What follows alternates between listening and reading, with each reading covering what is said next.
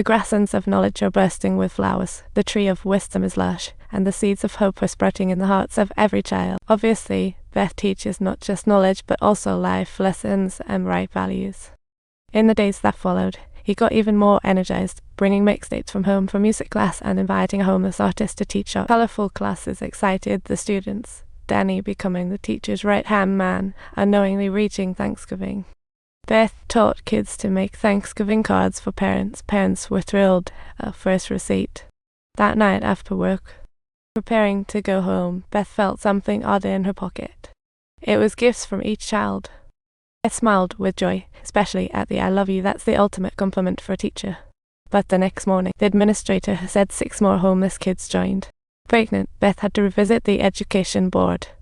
This time, without hesitation, he went straight to the director, took out the thoughtfully prepared gifts from his students, and then began to share the heartwarming stories behind them with great emotion. It's truly difficult to fathom that anyone in the office could be unaware of this. Every day I tally up the cafeteria's inventory. This is all about food service. It's a different department, I know that. I get it. Sorry, I'm not here to share sad stories about the kids. I'm here to talk about their dignity.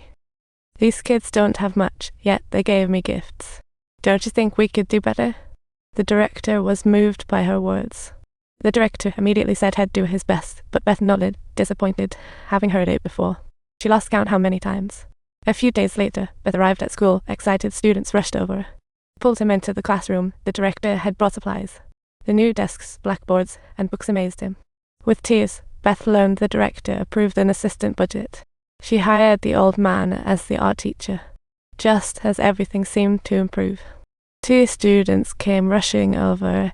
It turned out that Mary's dad was causing a ruckus because of his drinking, and she was heartbroken. Beth couldn't ignore it. She offered Mary's dad to temporarily care for his daughter till he settled. The man wondered why the outsider cared, and Beth asked, "Do you know a girl sleeping on the street?" When he contemplated the various challenges his daughter might face ahead, his heart softened instantly. "Please allow me to accompany you." Absolutely. Would this father-daughter duo ever reunite? To ease Mary's nerves, Beth called her husband before heading home.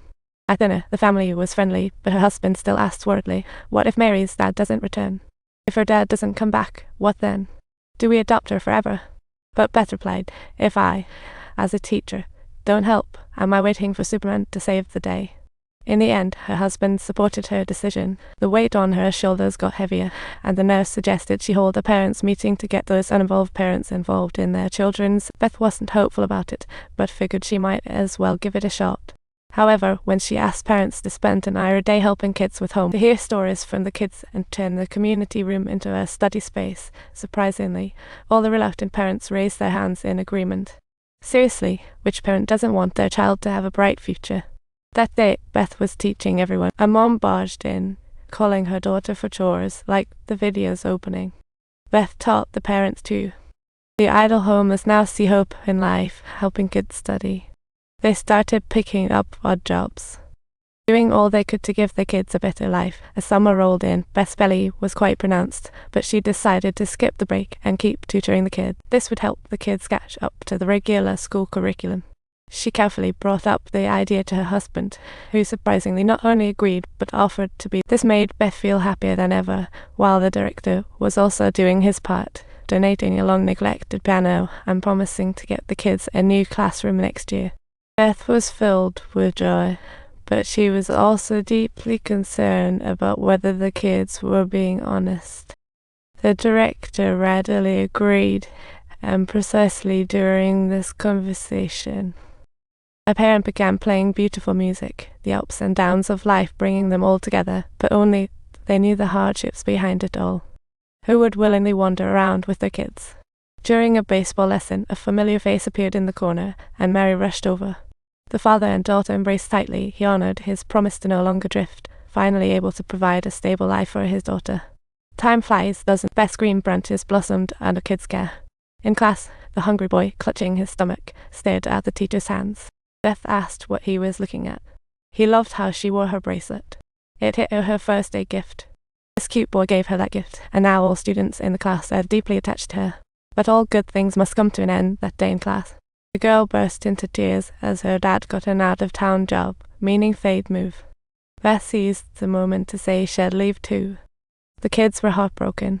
She comforted them, saying partings are inevitable in life, and she was grateful for their companionship. But ultimately, we have to walk this path alone, so never fear parting. Yet, Cowboy Danny still left the classroom feeling blue. Beth told him, "You're a born leader. I see that in you, and I'll be watching you closely." After saying this, Beth laughed. Watching her, Danny felt the dream sprout in his heart. That night, Beth was due to give birth.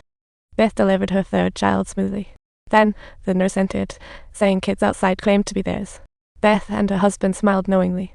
Sure enough, over a dozen students and parents rushed in, surrounding their teacher with questions. Danny even gave his favorite childhood toy to the baby, while distant Mary called the teacher. Mary, what's up? My grandma's internship didn't work out, but I just wanted you to know. I won't forget you. Let me know what you're doing now. Keep the school in school. You promise you'll stay at school? Of course I will. I'm going to be a professor, just like you.